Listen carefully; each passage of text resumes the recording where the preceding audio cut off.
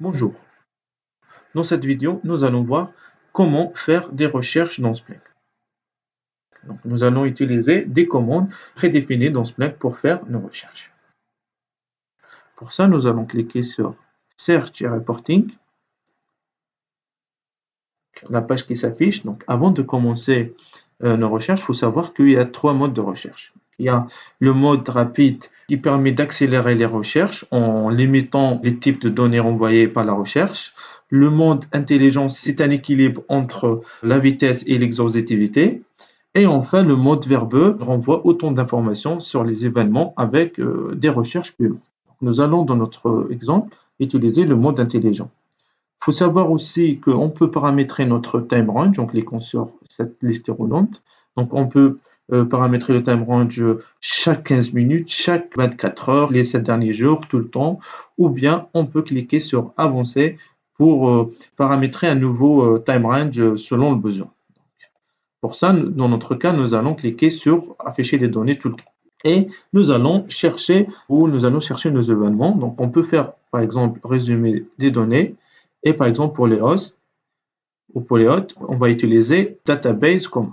Donc, pour ça, on clique sur Hot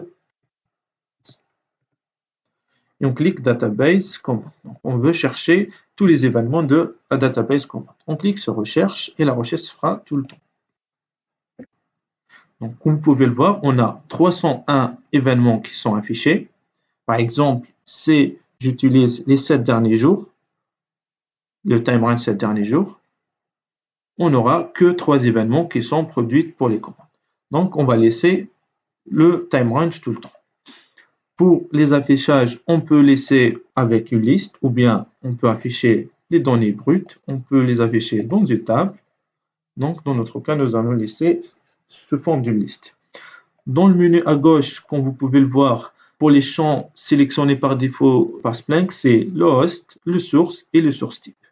Et pour les champs intéressants, donc par exemple, on peut ajouter à notre recherche des champs parmi les champs intéressants. Par exemple, si je clique sur quantité et je veux filtrer uniquement sur les commandes avec la quantité, par exemple, de la valeur 5. Si je clique sur 5, la quantité sera ajoutée automatiquement et le filtre sera ajouté aussi dans notre barre de recherche.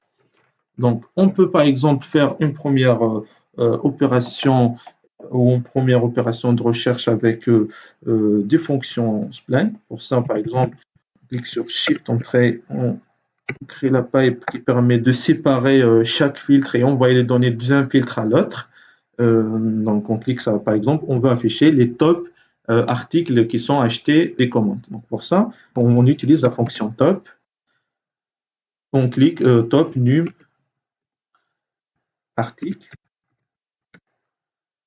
On limite, on veut avoir les 20 meilleurs articles. Donc, par défaut, si on ne met pas limite, ça va nous renvoyer des premiers articles, des top articles, mais pour ça, on clique sur 20 pour avoir les top,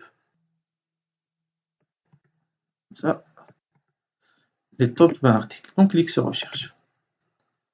Donc, comme vous pouvez le voir, on a un résultat sous forme d'un tableau de chaque article, le total de chaque article et le pourcentage, et le top qui s'affiche. Donc, on a limité à 20, mais on n'a que 3 articles.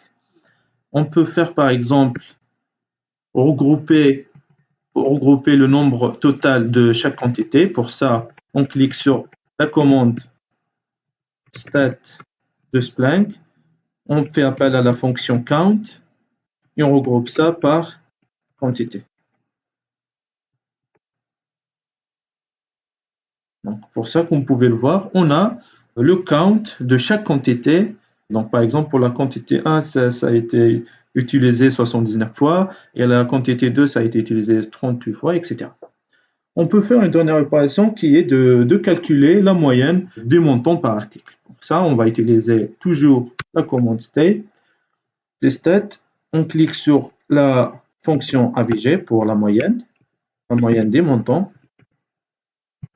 On va nommer moyenne par exemple.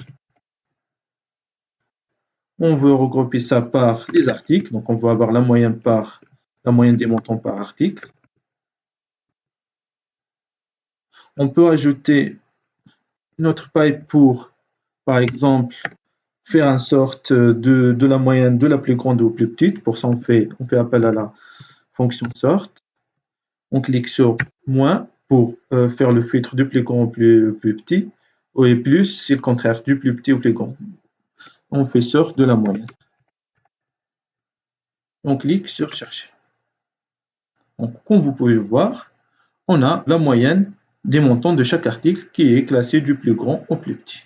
Donc, vous savez comment faire une recherche. On a aussi la possibilité de visualiser l'historique de nos recherches. Par exemple, en cliquant sur Search et Reporting, on clique sur historique de recherche.